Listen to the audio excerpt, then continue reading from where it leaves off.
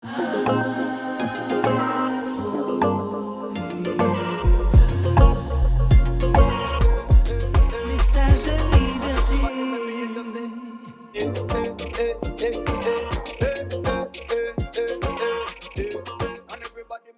m'appelle Franz Voltaire, je suis le directeur du CIDICA, qui est un centre de documentation, d'information haïtienne, caribéenne et afro-canadienne.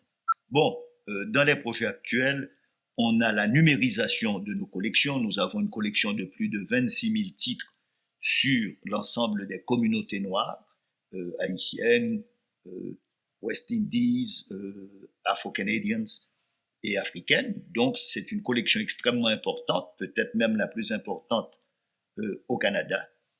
Donc, le projet de numériser les collections et de les rendre accessibles.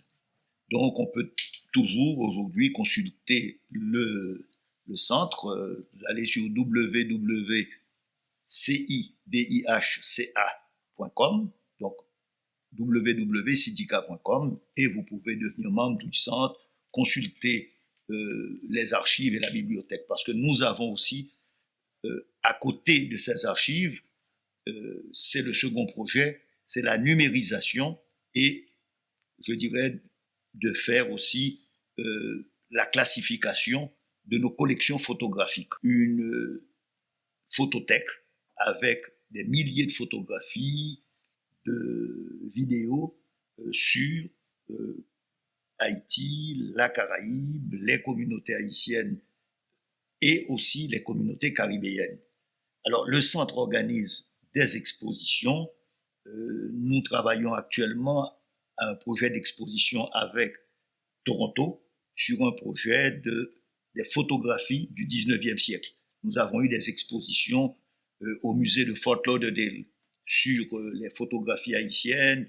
Nous avons eu aussi une exhibition à New York, au Queen's Museum of Art, et nous avons aussi des expositions que nous avons organisées avec l'Université York à Toronto, l'Université Laval et l'Université du Québec à Montréal, comme avec Concordia. Une des activités principales du centre, c'est les éditions du CIDICA. Nous avons publié depuis 1986 plus de 500 titres en français, en créole, en anglais et en espagnol.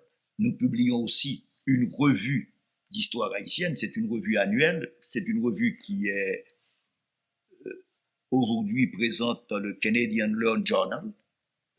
Donc, c'est une revue académique sur l'histoire d'Haïti. Donc, le premier numéro, c'était l'impact de la révolution haïtienne sur le monde atlantique. Le second numéro de 2020 sur l'occupation américaine. Et le troisième numéro sera en 2021 sur le 19e siècle haïtien.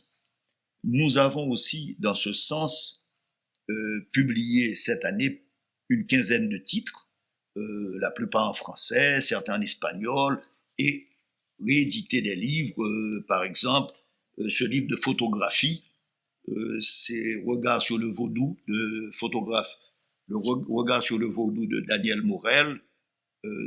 C'est un livre d'un très grand photographe haïtien. Nous avons aussi ce petit livre qu'on a réédité durant le mois d'histoire des Noirs. C'est une brève histoire des communautés noires du Canada. Nous avons aussi un ouvrage académique qu'on a publié avec l'Université de Paris. C'est une anthologie de l'anthropologie Haïti-Cuba. Nous avons aussi traduit un des grands auteurs cubains, José Martí, et son journal de campagne, et surtout sa visite de la République dominicaine à Haïti. De même, nous avons publié en espagnol un livre sur l'olivorismo. C'est un livre publié par deux académiques suédois. Donc, je dirais, l'édition, c'est une partie centrale de nos activités, ainsi que le centre de documentation. Alors, nous invitons des jeunes auteurs à venir nous contacter, à venir nous voir, et nous invitons aussi beaucoup de jeunes à venir visiter le centre de documentation, parce que c'est peut-être la plus grande collection de livres sur les afrodescendants, sur les communautés noires. Je voudrais ajouter aussi que le centre a deux antennes, une à Paris pour l'Europe et l'Afrique, qui est animée par une collègue Isabelle Boa, une autre en Floride, qui essentiellement dessert les États-Unis et Haïti. Donc, en Haïti, nous travaillons avec des collègues, notamment avec des organismes comme la Focale, des bibliothèques, parce que nous aidons beaucoup de bibliothèques, mais aussi avec des universités comme l'Université Quisqueya ou l'Université d'État d'Haïti. Nous travaillons aussi avec Cuba, avec la Casa de las Américas à La Havane et la Casa del Caribe, qui est à Santiago de Cuba. Et finalement, je dirais que nous maintenons aussi des relations avec la République dominicaine et la Jamaïque. Donc le centre travaille aussi au niveau de la production de documentaires. Nous avons jusqu'à présent publié une dizaine de documentaires sur le patrimoine haïtien, dont un documentaire sur des grands chanteurs haïtiens, Mano Charlemagne, un autre sur Issa El Sayé qui a introduit le jazz en Haïti, de même que un documentaire sur Port-au-Prince, ma ville, et sur les chemins de la mémoire, sur l'histoire d'Haïti. Je dirais que le centre est un carrefour international où énormément de doctorants ou d'étudiants en maîtrise, non seulement du Canada ou du Québec, mais beaucoup viennent aussi de l'extérieur ou peuvent nous consulter par mail, infosyndicat@gmail.com. Ils peuvent s'inscrire, comme je l'ai dit, sur notre site web et solliciter des services du centre. Donc, nos projets donc, futurs, c'est d'avoir beaucoup plus de jeunes qui peuvent faire des stages, qui peuvent venir nous consulter, parce qu'en fait, le centre est ouvert pour surtout des jeunes étudiants, des jeunes qui sont curieux. Tout le monde peut venir, mais notre appel est surtout aux plus jeunes. Un des programmes importants du centre, c'est la Semaine d'action contre le racisme. C'est un programme qui, cette année, célébrera sa 22e édition. Donc, ça fait 22 ans que ce programme se développe. Et c'est extrêmement important parce que nous avons plus d'une trentaine d'activités qui abordent toute cette problématique du racisme, à la fois pour débattre des problèmes de discrimination, mais aussi pour des associations, des organismes qui peuvent, à l'occasion de la semaine, montrer ce qu'ils font et développer ce qu'ils font. Là, le centre, avec ce programme, qui a son propre site, hein, c'est sacr.ca, donc www.sacr.ca. Et j'invite tous les jeunes aussi à participer, à aller s'inscrire s'ils ont des activités durant la semaine d'action contre le racisme qui a lieu du 19 mars au 31 mars. Un message que j'aimerais passer aux jeunes auteurs et autrices, c'est qu'ils peuvent nous solliciter pour publier leurs ouvrages. Ce n'est pas garanti que leurs ouvrages seront publiés, mais je dois rappeler que, par exemple, des auteurs comme Stanley Payan, comme Marie-Célie Agnan, comme Jean-J. Dominique, eh bien, leurs premiers livres ont été publiés aux éditions du Syndicat. Les éditions du Syndicat, qui sont une composante du centre, offrent la possibilité de publication aux jeunes auteurs et aux jeunes autrices. Alors, nous les invitons à nous contacter.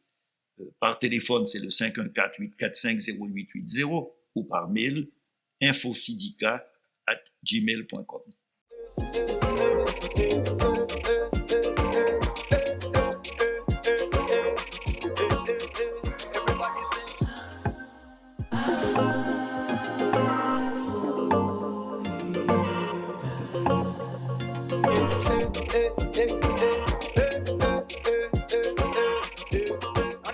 Je me présente, je suis Laurie Janvier, auteure, animatrice, bibliothécaire, anciennement libraire.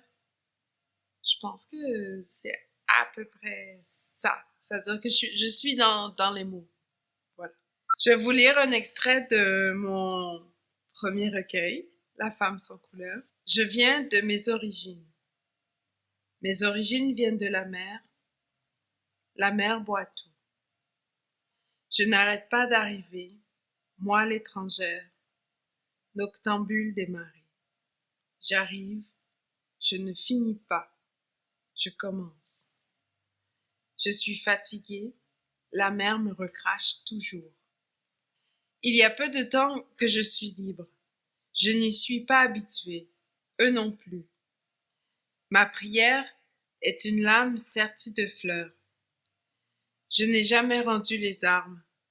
Il arrive encore qu'on me prenne pour une esclave. Mes mères ne veulent pas, mes pères ne veulent pas. J'obéis aux plumes seulement. À chaque stop, je me reprends. Mes certitudes croulent sous les apparences. Il me faut soulever tous les arrêts, une borne suffit pour me ressaisir. Ma carte est une rivière de sang, je n'ai de ville que l'oubli, je loge à une adresse incalculable. Ne me cherchez pas. Mon projet actuel, je vais le tenir dans mes mains. C'est le dernier numéro de la revue Liberté que j'ai dirigé avec une équipe formidable. C'est La Caraïbe, le ventre des Amériques, multiplicité rayonnante de la Caraïbe. Alors, c'est une revue à laquelle je pense que tout le Québec devrait être abonné, déjà. Mais vous allez trouver dans ce numéro des articles, des textes vraiment, vraiment riches, vraiment intéressants de Rodney Saint-Éloi, Rinaldo Walcott, Hugh Hazelton, qui traduit en plusieurs langues, Johanna Hernandez, des textes aussi dans la partie critique, donc c'est la partie qui a une petite bordure orange, où ce ne sont pas que des textes sur la Caraïbe, mais principalement. On a essayé de se concentrer là-dessus. Ça va être dans les librairies mardi. Sinon, autrement, j'ai comme projet un livre jeunesse qui va paraître. Qui va paraître au mois de mai. Et je peux quand même dire le titre. Alors, c'est Philibert, le garçon qui pliait son cœur. Puis j'espère que les enfants vont beaucoup aimer. C'est fait pour des enfants. C'est fait pour tout le monde, évidemment. Mais je pense que les enfants de 7 à 10 ans, même 11, pourraient l'apprécier. Alors, ce que j'aimerais que les jeunes auteurs, les jeunes autrices sachent, c'est moi ce que j'ai appris dans la mesure où je pense que je peux donner quelque chose. Alors, ce que j'aimerais que ces personnes sachent, c'est qu'il faut avoir peur des mots. Parce que ça paraît simple, mais c'est pas simple. Ou ça, c'est pas pour décourager qui que ce soit, mais moi, quand je m'approche des mots, je tremble. Je dis, oh, ce mot-là, est-ce que vraiment je le prends ou je le prends pas? Si je le prends, je le mets où? Il faut vraiment avoir une considération pour chaque mot, pour chaque lettre, pour chaque parole. Et puis, évidemment, je le conseille toujours, mais c'est jamais dépassé. Lire, lire, lire, lire, lire, lire, lire. Voilà.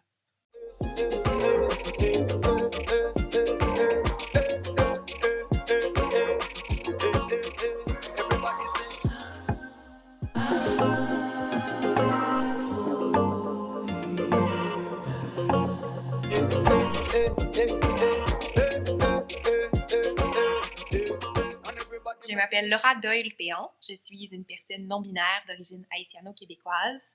Je suis poète et artiste multidisciplinaire et je poursuis présentement des études en droit à la faculté de McGill. Je vais vous lire 3 extraits de mon recueil de poésie Cœur Yo-Yo qui est paru en 2020 aux éditions Mémoire d'Encrier. Des morceaux de mon corps dans le désordre de l'appartement.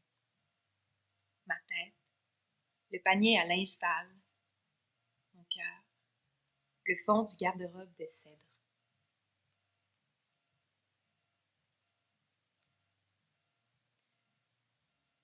Relativiser sa peine. Je me console en cartographiant les endroits où je n'aurais pas le droit de te pleurer. Puis je pleure de plus belle pour toutes celles qui aiment en cachette. Alors le dernier extrait. Je pleure ton départ alors que c'était la meilleure chose à faire, alors que des mères pleurent le départ de leurs enfants, alors que des enfants sont séparés de leur mère, emprisonnés, arrêtés, déshumanisés. J'aimerais pleurer pour elles aussi, avoir la force d'un ouragan, détruire prisons et frontières, abreuver mères et enfants. J'aimerais ne plus m'en faire pour toi. Je condamne mon cœur pour crime contre l'humanité. Refouler mes larmes n'aura sauvé personne. J'aimerais encourager les jeunes auteurs et autrices à créer des relations avec d'autres personnes qui écrivent. En fait, moi, je pense qu'une des plus grandes richesses dans le fait d'écrire puis dans le fait d'être en amour avec la lecture puis avec les lettres, c'est le fait qu'on peut aller à la rencontre d'autres personnes qui partagent ce même amour-là.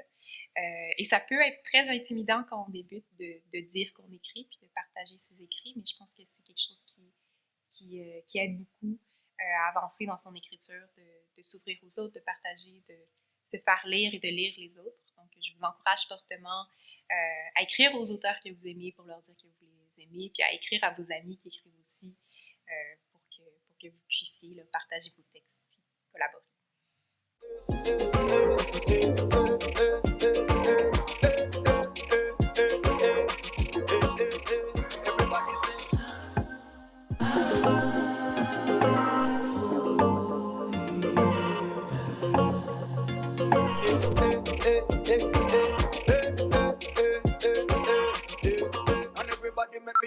My name is Fimo Mitchell. I'm a writer and a meditation guide. So I'm going to read an excerpt from When a Dreamer Dies on page 160. When a Dreamer Dies. She stopped dreaming the day her father died. Well, to claim it happened on that precise day, a shortened day, when the skies were tilted furthest away from the sun, might not be entirely accurate.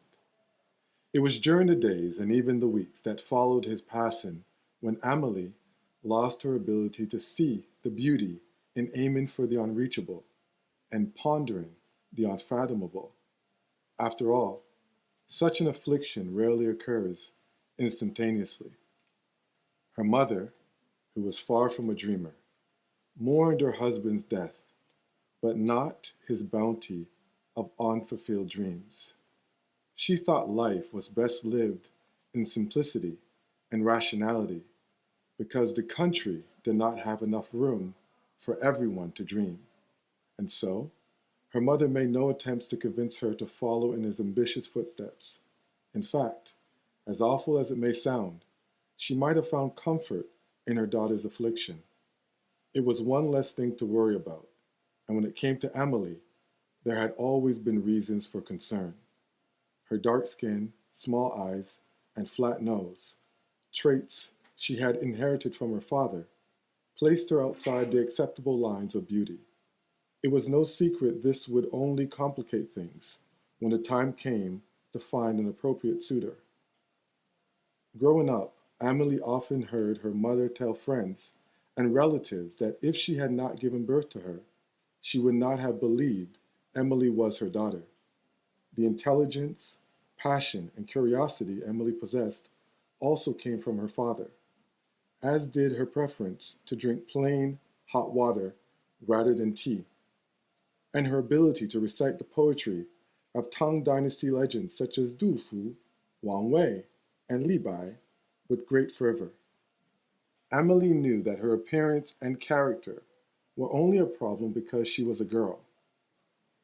She knew her mother wanted a boy and would have tried having one if the family had the money to pay the steep fine levied by the government for producing a second child.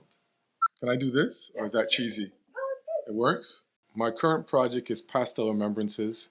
And it's a collection of short stories. I wrote most of the stories abroad. Only one of them was written here in Montreal. It says something about sort of who we are as people around the world. And it's a pretty good book. Yeah, it's a pretty good book. For young authors, write because that's all you can do. You know, don't write for any other reason than because that's the only thing you can do. You have a story, and you got to get the story out.